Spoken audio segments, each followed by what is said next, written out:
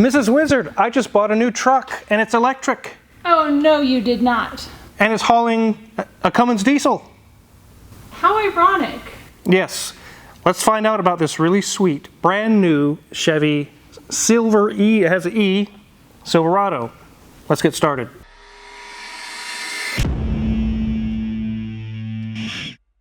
Sir, this is my truck? Yes, that is right. I did not buy a new truck, Mrs. Wizard. This is actually Robert Dunn's from Aging Wheels on YouTube. If you haven't watched this channel, you should go check it out. There's a link in the description below. Really awesome car. A lot of collector, kind of strange oddity cars. Yeah, I just bought, and I haven't revealed this on my channel yet, but 2 cars made of foam. Made of foam? Made of foam. Body structure made of plastic sheeting, corrugated plastic sheeting, and body panels made of foam. And some plastic. This one's made of lithium-ion batteries. It is mostly, yes. I think genuinely 2,000 or 2,200 pounds of batteries in it. And that's about what you have as payload in the back of an old Cummins 5.9 Gen 1 diesel. It weighs 2,000 pounds? Well, probably 1,400, somewhere around in there. I'm not sure the exact weight. But you're actually hauling that from Jared, aren't you, from the Questionable Garage? Yep, taking it down to Georgia.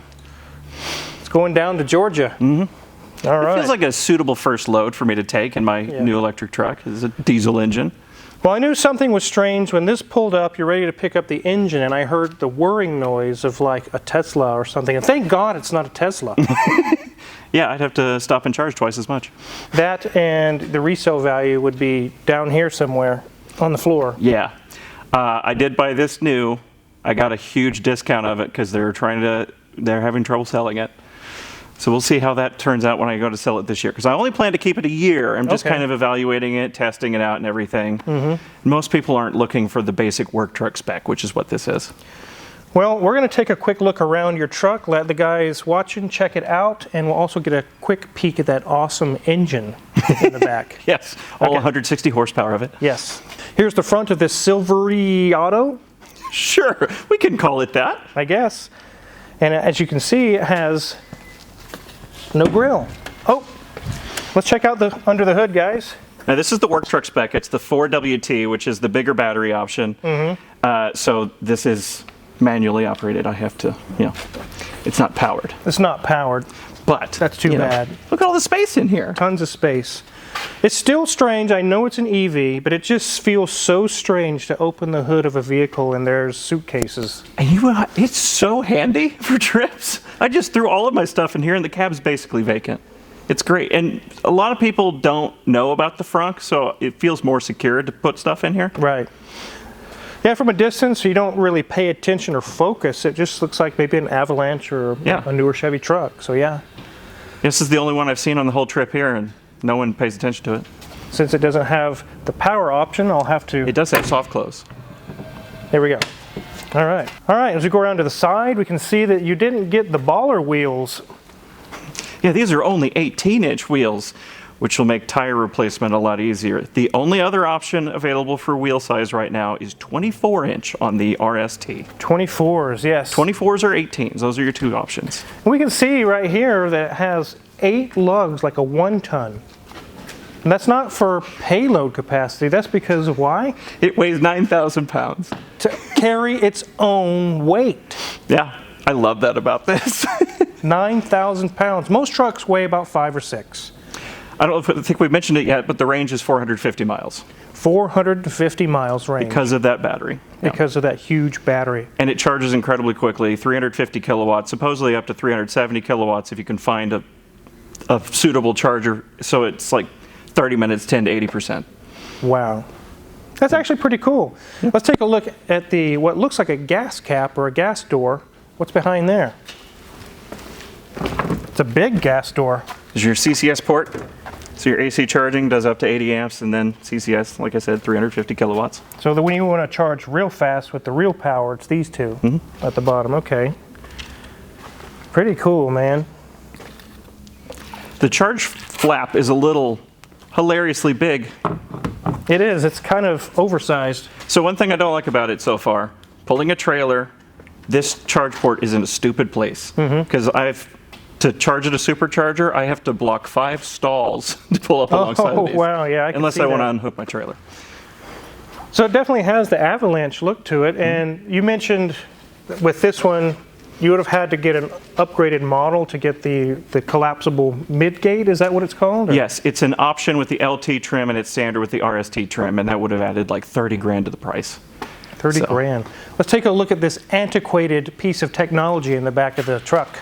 Diesel power, 160 horsepower, 400 pound-feet of torque. This is a Generation 1 Cummins diesel. I've had it in the shop for a while, and I know Jared has some plans with this. I'm not sure exactly what. You'll have to go to his channel to check it out on the Questionable Garage, but it's getting a ride in an electric vehicle on the way to Georgia. It's kind of cool. Yeah. Should mention this is the slowest electric truck you can buy. It only has 510 horsepower and 600 pound-feet of torque. Only 510. Yep. Man, how do you survive with that? I don't know. The other Silverados have 760. That would be so much better. I can barely take off from a stop with this. Oh, it definitely says work truck. Yep. So let's check out this. Does this have auto, like a... Hold on. Sorry, I got to unlock it. Unlock your tailgate, yes. No, it doesn't have the electric feature there, does it? Nope. Just soft open. Now, it does have some ports on the side here. So here we have, what is this here? So, The 4-pin generator cord. So it's 240 volts, 30 amps out. oh, wow. Generator cord goes right out of there. And then we have our standard 110 plug-ins. Yep, 20 amp circuits too. 2 of them. But there's an interesting fact about these that you wanted to reveal to us. Yeah, they didn't. They don't work from from buying it new. About 20 miles on it, they have not worked yet. I need to take it in for a service appointment, but it's still under warranty. Well, it'll be nice when you get that fixed. It'll actually work. I mean, I could carry a charger with me, and I don't see this very often. But if I come across a dead EV on the side of the road, I can charge them from that. And I would think, like, if the power goes out at your house, you could like power your house. GM sells a whole set. This is going to sound like an advertisement now. They sell a whole home backup kit for this that can offload like 19 kilowatts or something from the charge port. Wow. For that situation. That's pretty cool. It only works with this truck though. Only with this truck, huh? So if you install it in your house for $7 grand or however much it costs and then get a different vehicle, doesn't work anymore. No. So the horsepower and torque figures you just mentioned, it has over twice the horsepower of this engine. Yeah. And almost twice the torque of this engine. That's amazing. It has dual motors? Dual motors, yep. Dual front motors. rear. So all-wheel drive. Very cool. This is the only truck I've ever experienced that has torque steer when you really get on it. Oh, yeah? Because it's totally independent front and rear. Yeah. As we go down this side, it has really beefy side steps. Those aren't retractable or anything, are they? No, unless you hit them with a bollard. They'll retract in a very manual way. Well, I guess we'll let Mrs. Wizard show us around the interior and see what it looks like in an electric Silverado. This thing has just 2,300 miles. You can see it has 64% range and 288 miles left to go. So that is a nice large screen there. Obviously, everything shuts down when the car is off because, well, it's electric. But as we look at our dash, it is very nice, very large, very plastic. And over here we have our companion with us, Robert's here with us, but has a very large infotainment screen with no other buttons. Well, it has physical buttons for the climate control. That is very good because I'm a little worried about cars that have none of that and it's just relying up there. You kind of get screwed. On the way here, this screen went blank. It had like the background color, the wallpaper, and then one of these buttons was there, and it was just, I called it distraction-free mode. Nice. My Land Rover Defender has done that, but they have issued a service bulletin and fixed that over air. So, yes. But we do have some really large vents there, and again, we do have dual climate control. And looking down here, have a very large cavernous area. Got charging ports, got some snacks. And that pops out, so we can have a whole, cooler in there or something. You could pack a whole lot in there. That's nice. That's retractable. Also, that makes it good because when this gets messy, I bet this is nice to take it out, pop it off, and wash it in the sink. This is the much more basic interior. The nicer trim levels have like whole, well, it's piano black, which I don't like, but it covers up here and has more organization, cubbies and everything. Nice. Yeah, it's really good to see, even though we can't see much of it. It is a leather-esque style. It's really vinyl because this is the work truck spec. And, well, workers, I guess, don't get fine things such as leather. Okay, whatever. But as we move to our back seat, he does have a very plush lined out section for the dog, which, again, we obviously want to make sure he's comfortable back there as well. But look, you can see that the seats do fold up, much like mini trucks today, where you can get them out of the way and make a very large work space. It's huge back there. It's just enormous. You almost could maybe camp back there with the dog. Mm-hmm. That's why I'm a little upset it didn't come with the midgate in this back, because I would fold down the midgate and just put a mattress back there and sleep back there.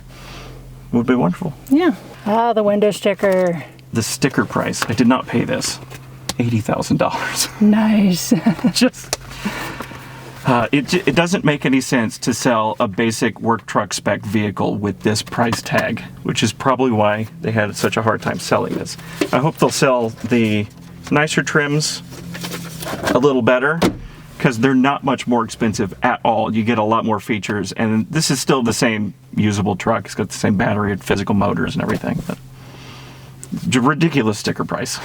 Yeah, all trucks seem to have ridiculous sticker prices now, and that's not the highest they go on gas ones. As we end out our steering wheel like we always do, it looks very much standard like any other steering wheel we see. It has all the standard buttons we have for music and cruise controls and things like that because, well, those are operations that the truck still does, even though it's electric. So since this weighs so much, we can't really put this on a lift, but maybe we can look underneath it just a little bit and see what's going on under there.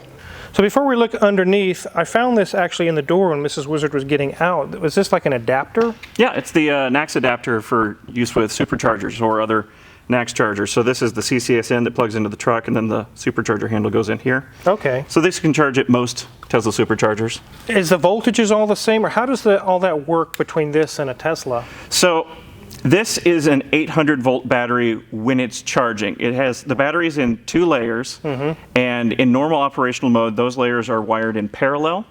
But during charging, for much faster charging speeds, they're wired in series, so it's 800 volts when charging. But Tesla superchargers, all of them in the world right now, they only go up to 500 volts. So that means that to charge it as Tesla supercharger, this is still in 400 volt mode, so it charges a lot slower at a Tesla supercharger. Okay. So that just adds more options. It's just slower. Well, I definitely want to take a peek underneath. I'll get us something to lay on, a carpet or something. I bet it's just flat underneath, isn't it? Very. Very yes. flat. Okay. Lots of steel. Let's take a look, guys. Oh, so there's the spare, yeah. Oh yeah, I forgot it has a spare. Unlike the Cybertruck. I think full-size spare. Slightly under full-size, maybe. Yeah.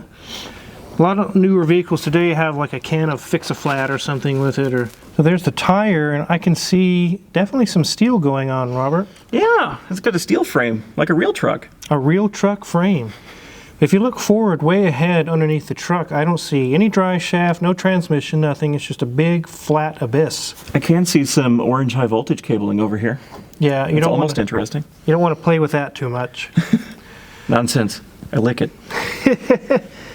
So there's a motor back here where there would normally be a differential, and then a second motor up front, similar setup to this, right? Yeah, and just the biggest wishbones I think I've ever seen. They really are. They're very beefy. So what's confusing to me, they're going to come out with a Trail Boss variant of this later this year. That's not a lot of clearance for a Trail Boss variant, unless it's just a lot taller. It really isn't. Those are some serious springs, though. Yeah. 9,000 pounds it's holding up. The RST model has air suspension, and these come with coil springs. Less troublesome that way. Yeah, definitely. Standard CV shafts, though. Very, very interesting. You don't have to worry too much about really any leaks going on unless the gearbox, if there is one, is there? There's a gearbox, yeah. I would say there's probably some sort of a gearbox. Yeah, most of them are lifetime. They say you don't ever have to replace the oil. I think the Lightning, they tell you to replace it every 100,000 miles or something in the gearbox. Yeah, definitely not your conventional truck. Driving this thing around, is it honestly, you can go 400, 450 miles? At highway speeds, normal driving, I think 350 to 400 is realistic. It'll drop down a little bit more in the winter, but it does have a heat pump, so it's not going to be dramatically affected like some other vehicles. Okay. That's almost a full day of driving, really, like, what, 6 or 8 hours? Yes, I drove from my house on the eastern side of Missouri to here, and I only need to stop once. It's like 20-minute charge. It's incredible. That's really not that bad. So you could honestly drive this across country now as long as you had charging points along the way. Yep. I'm going to drive this before I sell it. I'm going to tow a trailer with a car on it from my house in Missouri all the way to California to get that experience and share the goods and bads of that experience. Well, there's only one person in the world that can really give you the experience information that you need, and that's Tyler Hoover from Hoovy's Garage. His towing channel. Oh, As yeah, Alex Jones said, it is a towing channel. He is the world's premier towing channel. Yeah. Anyways, that's really cool. I'd be interested. You could text me what you find when you actually hook a trailer to it and tow a car or something. Oh, I've done that. Oh, you have? Yeah, I have. I've pulled my Polestar. Like, as soon as I got it, I just dragged my Polestar around everywhere pointlessly. And it did fine, huh? It did fine. This, pulling my Polestar, has more range than my Polestar. Wow. It just blew my mind. Well, it's got double stacked huge batteries. Yeah. That does it. It does some helpful things, like you can put it in trailer light test mode and it alternates between blinker, brake, reverse. You can walk around and look at your trailer lights. I guess my question is when the battery has degraded to the point where I guess it's at half capacity, it's still a usable vehicle, but it won't be the range. And at some point, what do you do with it whenever the batteries are finally depleted? Well, I mean, you would recycle them at a certain point. Yeah. Or use them for home energy storage or repurpose them in some other way. Yeah. But related to that, age degradation is going to be a problem after like 20, 25 years. But cycle-related degradation, if these batteries had a minimum life of 1,000 cycles, that's 400,000 miles of life. That's pretty good. Yeah, and they're going to last more than that. So I think the expected life of these batteries, as far as mileage goes, not considering age, is easily 500,000 miles because there's just so many batteries. So you could really almost get more life out of this than you could out of a modern gas vehicle. Yeah. Some of them are 250, 300. They're pretty worn out by then. Now watch the motor have some sort of spectacular fault before the batteries give up. Yeah, that's very possible. Since this engine's back here, it kind of reminds me, most modern diesel trucks, any major work you need to do, it's advantageous to do cab off, and it's a lot of work. With this situation, with this, it's similar, but not as invasive, is it? Right. The battery pack just drops down. Right. You put it on a lift, you put the truck on a lift, you put a battery lift underneath the battery, unbolt some stuff, and it just drops down with some high voltage connectors and probably a couple coolant lines. Wow, that's not bad at all. Yeah. And the motors would just be one here and one there. It wouldn't be some major tear down. It just unbolt from the cradle or whatever. Right. And if they designed it right, you shouldn't ever need to do anything with those motors. Probably not. So not so bad after all. So the only issue I would see, like if you wanted to do brakes or something or some simple services, you really need to have a very heavy duty lift. Yeah. Like mine are rated for 9,000 pounds, but I really don't want to push them to the max like that. My lift is rated for 10,000 pounds, but I would be a little wigged out putting this on there. That's a lot of weight. Yeah. And if you were going to have a table to remove the battery, it better be a serious table, like a 2-ton table or something. Yeah, I think the bin pack lift for batteries is rated for like 3,000 or 4,000 pounds. Oh yeah, that would do it. Yeah. But it's got to be something serious, substantial. So there are Suburbans and big dualies on the road that don't even weigh as much as this thing. It's pretty amazing. It's just hilarious to me. It is. It's pretty crazy. But anyways, thanks for Robert on your trip through, stopping in and letting us film your truck. I definitely wanted to show it. Once it pulled up, it's like, I got to do a video on this thing. This is really cool. I love it so far, yeah. And again, in the link in the description below is a link to go to Aging Wheels, which is his channel. He's got really cool content there, very oddball, strange cars that you don't see every day, like a Reliant Robin. Like a Reliant Robin, Yeah. or an Electromechanica Solo. All kinds of cool stuff. Also, any of the tools we use in the shop is for sale on our Amazon affiliates link in the description below. If you purchase anything there, we get a small cut. We really appreciate it. And make sure to hit the subscribe button. Thanks for watching. Am I available for sale in your shop? No, you're not available for sale. But you said all the tools in your shop. Well, I didn't call you a tool. I'm calling myself a tool. Okay.